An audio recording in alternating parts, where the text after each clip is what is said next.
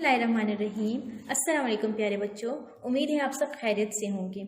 आज मैं आपको उर्दू वर्कबुक जमात चहारम का काम करवाऊंगी। अपनी किताब खोलिए बच्चों। आज हम अपनी ग्रामर का क्वाइट का पहली वर्कशीट का काम मुकम्मल करेंगे।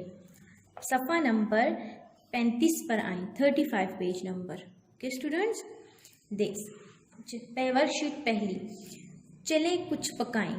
खाने सभी को अच्छे लगते हैं, आप सबको खाने बहुत अच्छे लगते होंगे। दुनिया में अनगिनत किस्म के पकवान बनते हैं। हम भी खाने की चंद मज़े की चीज़ें बनाना सीख सकते हैं। अगर हम किचन में जाएं, हम बहुत अच्छी चीज़ें जो है वो बना सकते हैं। लेकिन याद रहे कि बावर्ची खाने में अपने साथ किसी बड़े शख्स को ज़रूर शामिल कर लें। अपने साथ बड़े शख्स को ज़रूर शामिल, अपनी मामा को शामिल कर लें, अपने पापा को शामिल कर लें, ताकि काटने या तलने का काम इनकी निगरानी में हो। ठीक है, क्योंकि अगर बाज़ औक़ात ऐसा होता है कि काटने से, अगर आप कोई चीज़ काट रहे हैं तो आपको कोई कट लग सकता है, या अगर तल रहे हैं तो जो ऑयल जो पक रहा होता है उसकी कोई छींट आपके चेहरे पे या हाथ पे लग सकती है। इसीलिए निगरानी में करना चाहिए आपको सारा काम। ठीक है स्टूडेंट्स। उसके बाद बच्चों इधर देखें, जो दूसरे हमारे पास एक छोटे से एक्टिविटी है वो क्या है, इनफरादी तौर पर अपने पसंदीदा 6 खानों की फहरिस्त बनाएं।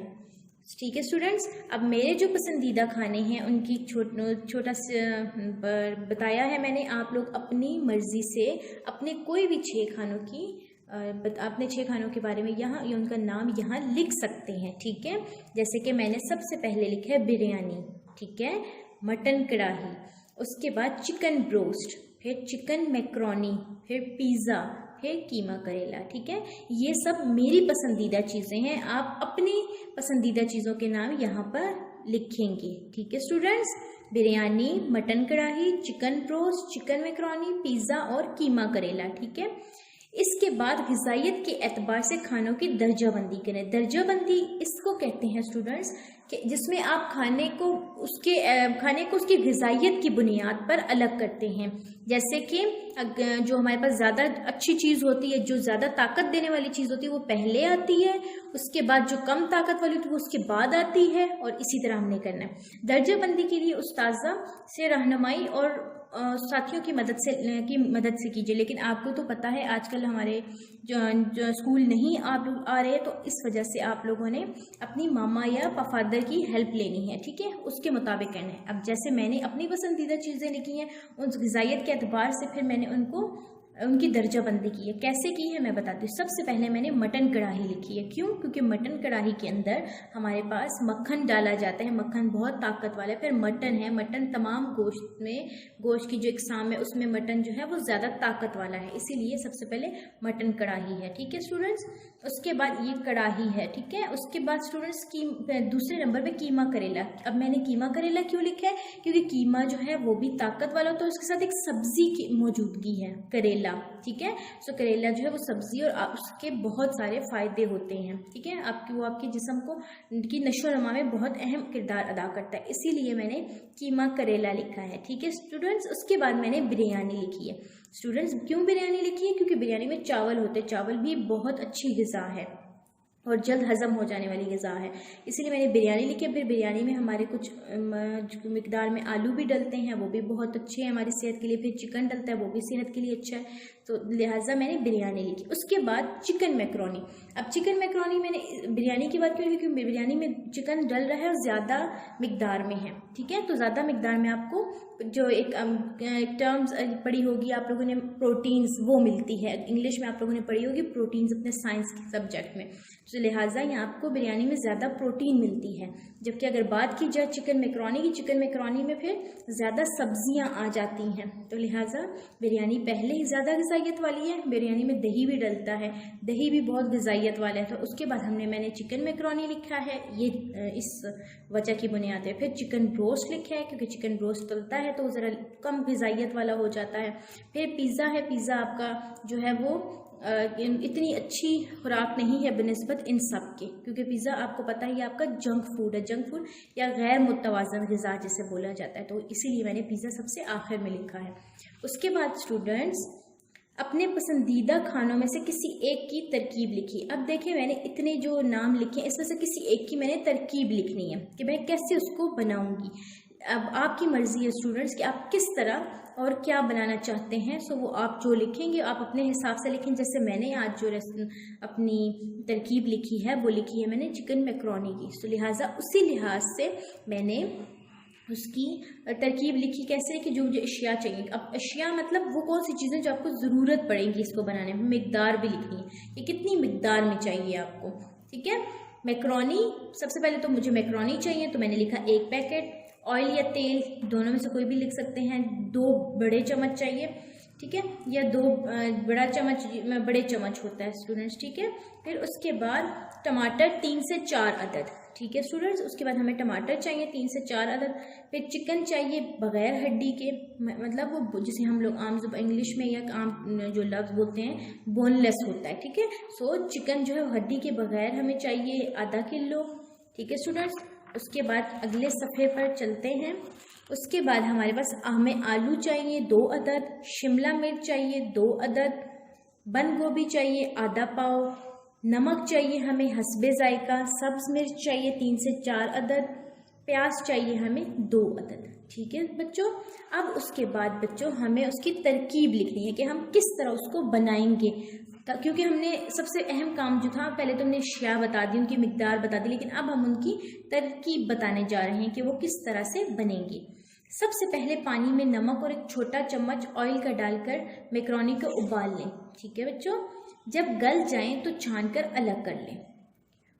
फिर एक दूसरी देगची में 2 चम्मच ऑयल और कटे प्याज डालकर पकाएं, मतलब फिर हम प्याज को पकाएंगे।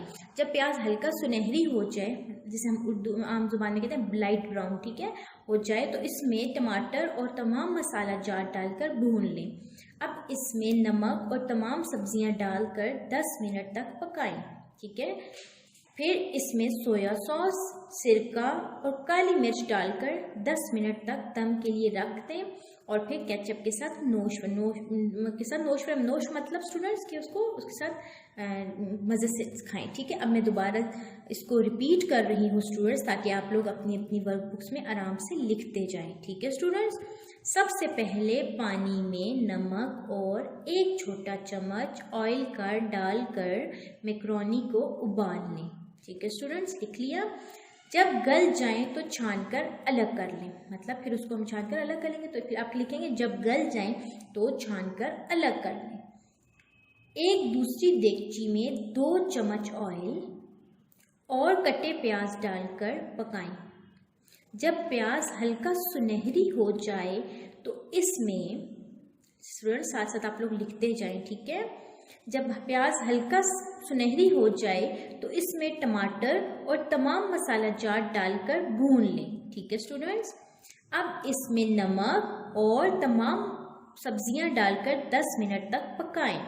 फिर इसमें सोया सॉस, सिरका और काली मिर्च, फिर इसमें सोया सॉस, सिरका और काली मिर्च डालकर 10 मिनट तक काली मिर्च डालकर 10 मिनट तक लिख रहे हैं स्टूडेंट्स आप लोग साथ साथ 10 मिनट तक दम दे के लिए रख दें और फिर केचप के साथ नोश करें, ठीक है स्टूडेंट्स।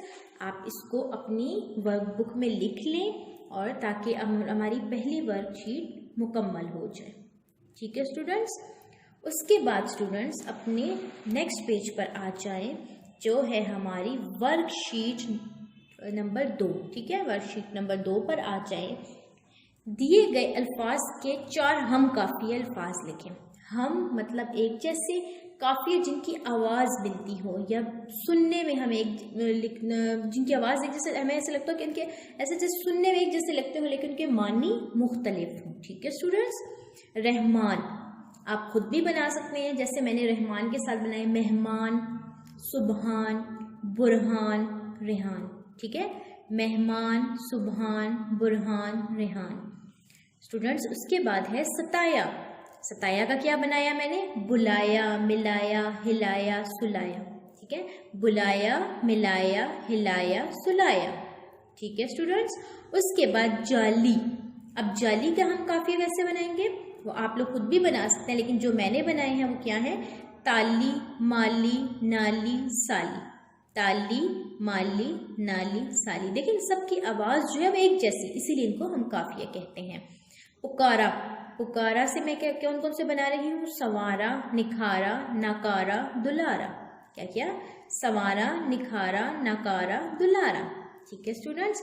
उसके बाद स्टूडेंट्स निचले पोर्शन की तरफ हम बढ़ते हैं। इन जुमलों में खत कशीदा, जिनके नीचे खत कशीदा को हम वैसे आम जुबान में कहते हैं अंडरलाइन, ठीक है, जिनके नीचे लाइन लिखी होती है, अल्फाज को पढ़कर जुमले के आगे इसके इस्तेमाल के लिए दुरुस्त और गलत लिखिए। ठीक है, जैसे कि स्टूडेंट्स मिसाल दी गई है, आमिर और अली की नाराज़गी बढ़ती जा रही है। ठीक है, तो हमें पता है कि यहाँ नाराज़गी नहीं होता, ये नाराज़ी होता है। ठीक है, तो ये गलत है, हमने आगे लिख दिया गलत।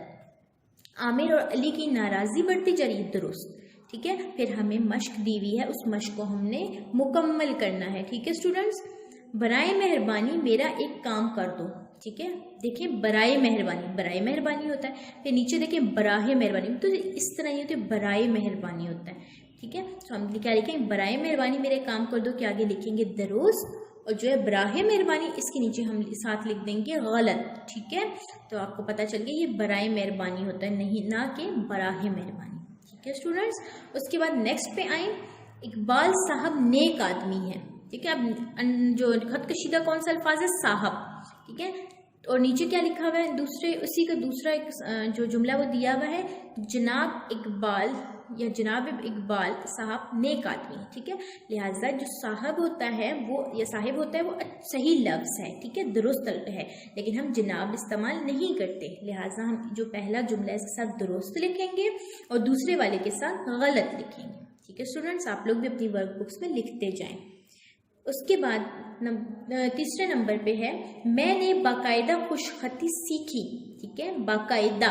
ठीक है, फिर उसके बाद है, मैंने बाकायदा तौर पर खुशखती सीखी। अब देखें प्यारे बच्चों, मैंने बाकायदा है, क्योंकि बाकायदा तो और खुद ही हमें बता रहा है कि भाई हो रहा है, लेकिन यहाँ बाकायदा तौर पर, तो लिहाजा तौर की ज़रूरत नहीं पड़ती, लिहाजा हम इसके साथ दुरुस्त और इसके साथ गलत लिखेंगे। ठीक है बच्चों, उसके बाद देखें, मेरा तुमसे मिलने को दिल चाह रहा है। देखें स्टूडेंट्स, मेरा तुमसे मिलने को दिल चाह रहा है, अब नीचे मेरा दिल कर रहा है, दिल करता तो कभी भी नहीं है, दिल तो चाहता है, लिहाजा हम जहाँ लिखा है दिल चाह रहा है उसके साथ दुरुस्त लिखेंगे, और मेरा दिल कर रहा है उसके साथ गलत लिखेंगे। ठीक है बच्चों, उसके बाद अहले मोहल्ला ने मिलकर अपने मसाइल हल कर लिए। ठीक है, अभी देखिए नीचे अहलियाने मोहल्ला।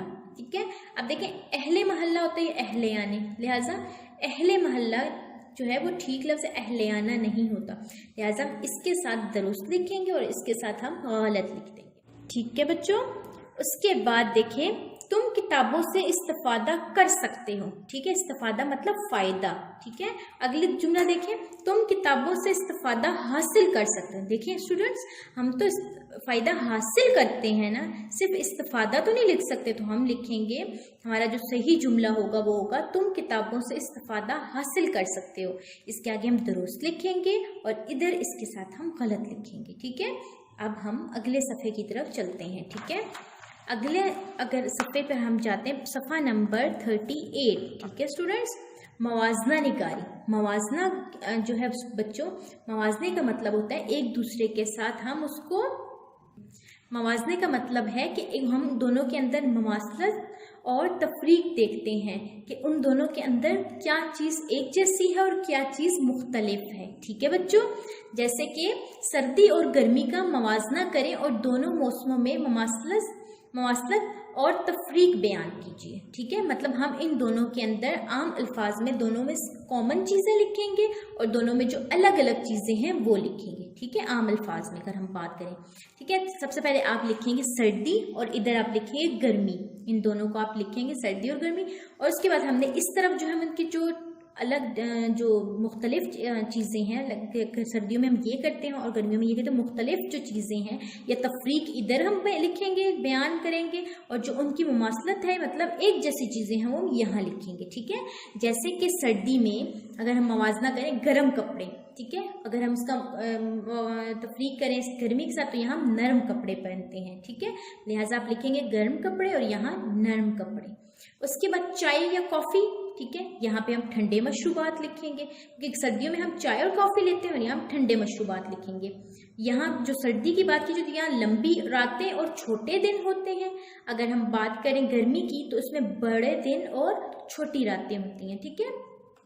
लिहाजा बच्चों आप लोग यहाँ लिखेंगे लंबी रातें और छोटे दिन और जो हैं बड़े दिन और छोटी रातें, ठीक है स्टूडेंट्स।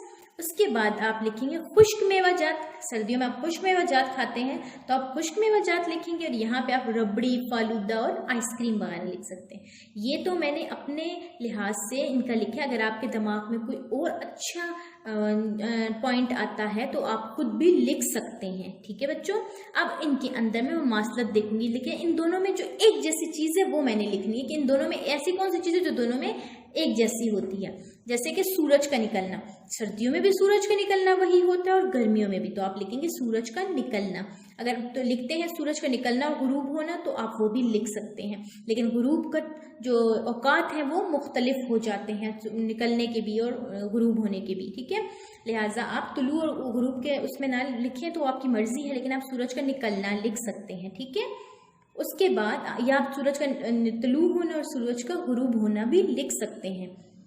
बारिश का होना, देखिए बच्चों दोनों मौसमों में बारिशें तो एक जैसी होती हैं, लिहाजा हम लिखेंगे सूरज का निकलना, बारिश का होना, ये दोनों हमारे पास, मैंने इन दोनों में ये दोनों मासलत देखिए, आप भी लिख सकते हैं अपनी मर्जी से। गर्म कपड़े, चाय कॉफ़ी, लंबी रातें और छोटे दिन, खुश्क मेवाजात। फिर गर्मी में नरम कपड़े, ठंडे मशरूबात, बड़े दिन और छोटी रातें, रबड़ी, फालूदा और आइसक्रीम वगैरह। और मुमासलत क्या है? सूरज का निकलना, बारिश का होना, ठीक है बच्चों। आप सब अपनी अपनी वर्कबुक में ये लिखते जाएं, ठीक है बच्चों। उसके बाद बच्चों एक छोटी सी मश्क नीचे भी दी हुई है उन्होंने, इसमें हमें के और के और के। अब बच्चों फर्क ये है कि के है, उसने बोला के या बताया के, ये के उधर आता है। लेकिन अगर बात की जाए किसी डिटेल की बात की कि उसने ये बोला तो के, उसने बोला के वो जाएंगे, तो कहाँ तो के और के जो है, ठीक है, तो ये काफ है के आएगा किसी बताने में। लेकिन अगर हम कोई बात बताना चाहें, जुमला मुकम्मल करना चाह रहे हैं तो उसके अंदर हम काफ बड़ी ये के लिखेंगे। जैसे कि यहाँ हम लिखेंगे सबसे पहला है इसके चाचा ने। अब देखें यहाँ पे जुमला मुकम्मल किया जा रहा है, तो इसके चाचा ने हमें बताया। अब मैंने बताया आपको के, काफ और है के। इसके चचा ने हमें बताया कि वो लाहौर आएंगे, ठीक है बच्चों। अगले जुमले की तरफ बढ़ते हैं। अगले जुमले की देखें, हम जानते हैं, हमें तो पता है, अगर किसी चीज़ में हमें बताया जा रहा हो या कोई बात जो है जानना हो, उसमें भी हम के इस्तेमाल करेंगे, ठीक है। हम जानते हैं कि आपके पास एक नई गाड़ी है। अब हम जुमला मुकम्मल करें तो यहाँ के, और बता रहे हैं या जानते हैं तो के, ठीक है बच्चों। तो यहाँ आप के लिखेंगे और आप यहाँ के लिखेंगे, ठीक है बच्चों। लिहाजा आप यहाँ काफ है के और यहाँ काफ बड़ी है के लिखेंगे। आप तीसरे जुमले में देखें, आप समझ सकते हैं कि काफ है के ये काम अली, काफ ये काफ बड़ी ये के बस का नहीं, ठीक है। फिर अगला जुमला है, मैं बहुत शर्मिंदा हूँ कि, काफ है के, मैंने हसन के बारे में ऐसी बात की, काफ बड़ी है के, हसन के बारे में बात की तो काफ बड़ी है के, ठीक है।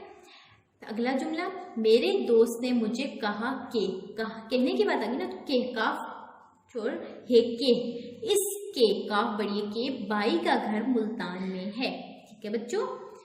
आप साथ साथ लिखते जाएं। अब आखिरी जुमला है हमारे पास, आपके अंदाज से मालूम। देखिए बच्चों जुमला मिल रहा है ना, आपके काफ बड़ी है के, अंदाज से मालूम होता है कि, काफ मालूम होता है, मतलब ये भी तो एक बताने की सेंस है।